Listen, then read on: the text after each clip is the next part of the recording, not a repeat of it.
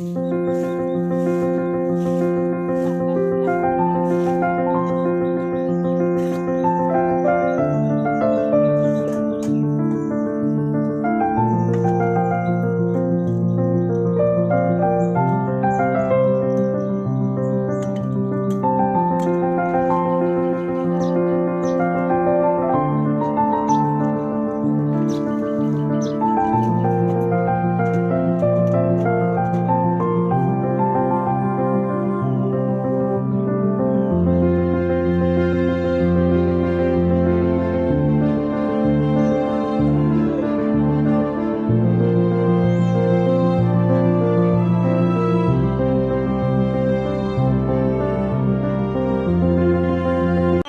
বন্ধুরা, welcome back to my channel, welcome to new blog. সকলকে সুপ্রভাত জানিয়ে আবারও একটা নতুন ব্লগ শুরু করলাম। আশা করি তোমরা সকলেই ভালো আছো, সুস্থ আছো, আমিও ভালো আছি।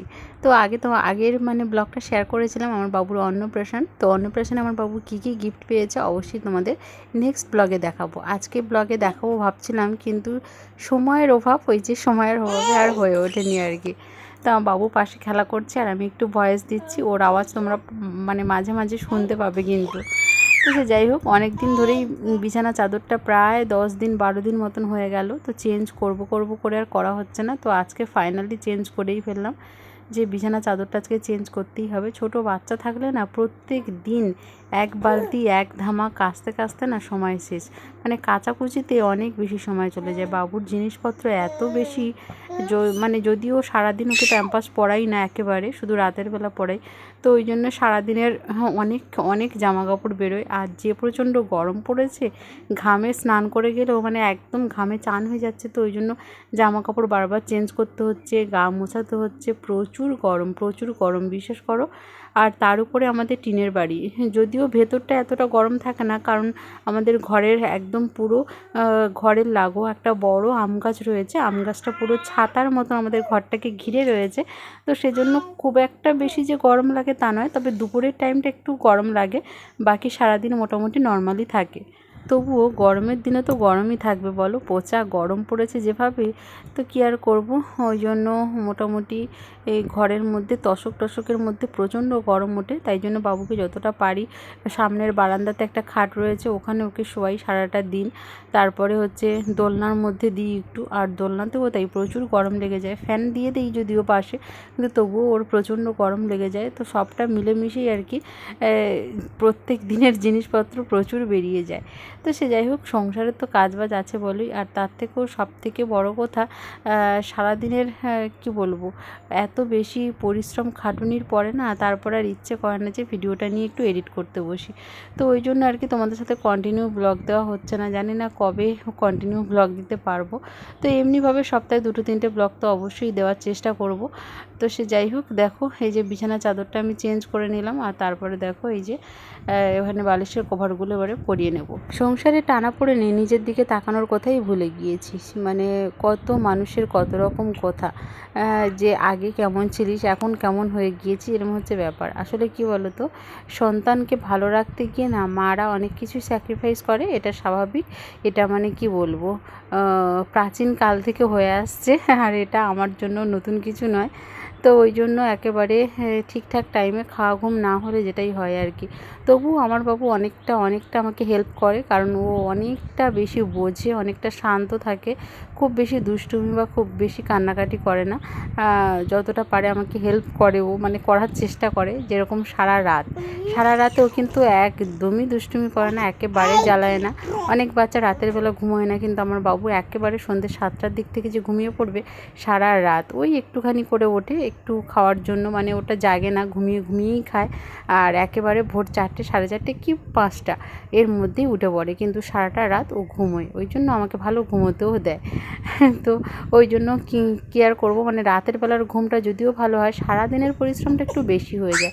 সারাদিনটা আবার ও খুব একটা বেশি ঘুমোতে চায় না, আর ঘুমায়ও না। তো সকাল সকাল সমস্ত কাজবাজ কমপ্লিট করে নিয়ে স্নান টান সেরে নিয়েছি। জামাকাপড় খানিকটা কাচাকুচি ছিল, তোমাদের তো দেখালামই। মানে প্রচুর কাচতে হয় এরকমভাবে প্রত্যেক দিন না। আমাদের উঠোনে যে দড়িগুলো টানানো আছে সেগুলো একেবারে সব ভরে যায় আর কি। সকাল সকাল কেচে দেওয়ার চেষ্টা করি, কারণ ওই যে বিকেলের পর থেকে যেভাবে মেঘ পড়ে আর ওর জিনিসগুলো মানে যে খুব যে বেশি জিনিস আছে, প্যান্টগুলো প্রচুর পরিমাণে ভিজিয়ে দেয়। আর যতই গরম পড়ুক আর ঠান্ডা পড়ুক আর যাই হোক না কেন, কারণ আমি আমার বাবুকে সবসময় প্যান্ট জামা পরিয়ে রাখি, হালকা জামা হলেও পরিয়ে রাখি। তো ওই জন্য ওর বেশি জিনিসপত্রগুলো আমাকে ধুতে হয় আর কি। কিছু করার নেই, কী করব বলো, খালি গায়ে একেবারে রাখি না। আর এমনিতেও আমাদের ঘর দেখতেই পাচ্ছ, ঘরেতে কিন্তু পিঁপড়েও রয়েছে। তো ওই জন্য যতটা পারি জামা টামা পরিয়ে রাখার চেষ্টা করি, তবে হালকা জামা নর্মাল সুতির জামাই পরিয়ে রাখার চেষ্টা করি। আর দেখো সকাল সকাল ওই যে প্রচণ্ড গরমের জন্য স্কুলও হচ্ছে, আমার ভাসুরের ছেলে যেহেতু এখানে থাকে, তো ওরা স্কুলে যাবে বেরিয়েছে। আর ওকে দেখো যে পাশের বাড়ির যে সাথী ভিডিও করে আমার সাথে, তো ও দেখো চলে এসছে।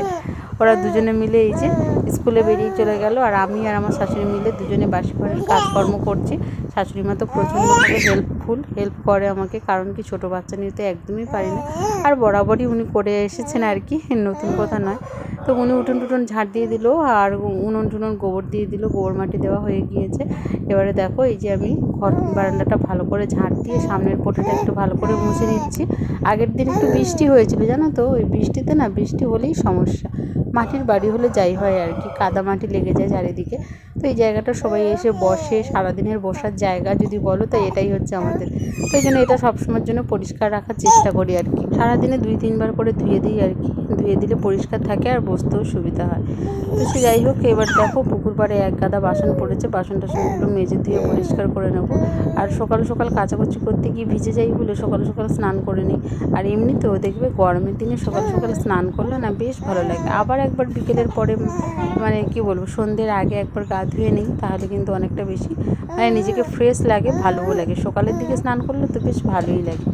তো এক গাদা বাসন পড়েছে, ঝটপট করে মেজে নেবো। আর আমাদের এই যে দেখো পুকুর পাড়ে যে পিঁড়েটা থাকে না, সেই পিঁড়েটা একেবারে ভেঙে গিয়েছে। বসে বসে এখানে বাসন মাজি আর কি। তো এইভাবে উবু হয়ে বসে না, খুব বেশি সময় বাসন মাজা যায় না, তো ওই জন্যই পিঁড়ের ব্যবহার করি আর কি। তো প্রত্যেক দিন যতই বাসন মেজে রাখি না কেন, রাতের বেলা মানে সকাল হলেই ঝাঁপ বাসন বেরিয়ে যায়। মানে ব্যবহার করা না ব্যবহার করা সব কিছুই কিন্তু মানে মেজে নিতে হয়। তো সে যাই হোক, দেখো পুকুরের জলটা এখন শান্ত আছে। আর একটুখানি পরে না মানে ওই 10টা 10:30টার দিকে এমন এক ধরনের মানে কি বলবো ছ্যালা মতন আছে পুকুরের, মানে শ্যাওলা জাতীয় জিনিস, আমরা বলি ছ্যালা মানে চলতি বাংলায়। তো ওটা এমনভাবে এসে যায় না চারিদিকে, একদম পুকুরের জল ব্যবহার করাই যায় না যাকে বলে। তো কী আর করবো, ওই জন্য সকাল সকাল পুকুরের জল তুলে রেখে দিই। পুকুরের জলে ভাতটাও করি, কারণ কলের জলে ভাত করলে না সেই ভাতের যেন আমরা যেন স্বাদ পাই না। তো ওই জন্য পুকুরের জলে এই যে এখন যে একদম পুরো শান্ত, সকালে বেরোলে না জলটা বেশ শান্ত আর পরিষ্কার থাকে, তখন জলটা তুলে রেখে দিই। জলটা থিতিয়ে যায় তখন উপরের জলটা দিয়ে ভাত করি আর কি। আর রান্না বান্না তো এমনিই কলের জলে হয়, শুধু ভাত রান্নাটা পুকুরের জলে করি আর কি। তো মাঝে মাঝে আবার হচ্ছে কলের জলেও করি, যে একেবারে করি না তা না। আর আমাদের ঘরে যে কলটায় জল আসতো, তোমরা আগে ব্লগে দেখেছো, মানে অনেক আগে, আমার বাবু তখন হয়নি। তো সেই কলটাতে না বেশ কিছুদিন ধরে আর জল আসছে না। পাশের বাড়িতে আমার যাদের বাড়ি কলে জল আসছে, ওই একই কল, কিন্তু আমাদের কলটায় যে কেন জল আসছে না বুঝতে পারছি না। তো ওই জন্য সব জল কল থেকে বয়ে আনতে হচ্ছে। পাশেই কল, আর একটা কল রয়েছে পাশে, সেটাও বেশি দূরে নয়।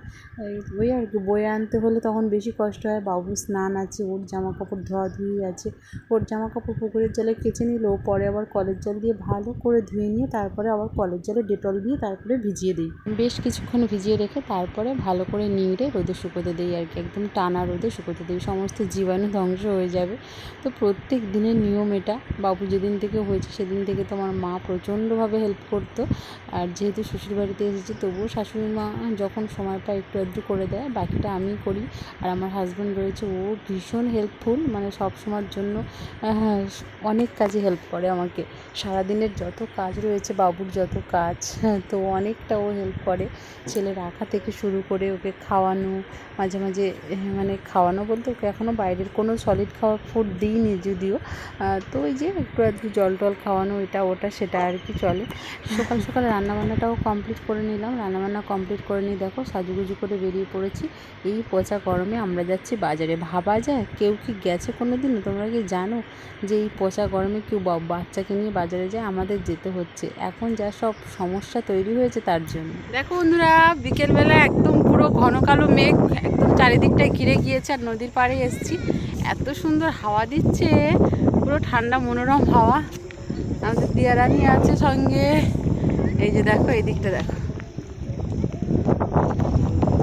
মানে মেঘেতে অন্ধকার হয়ে গিয়েছে, এখনো কিন্তু ঠিকঠাক অন্ধকার হয়নি, মানে বিকেল কিন্তু মানে এত মেঘ করেছে, কালো মেঘ, বাতাস শব্দ শুনতে পাচ্ছ নিশ্চয়ই।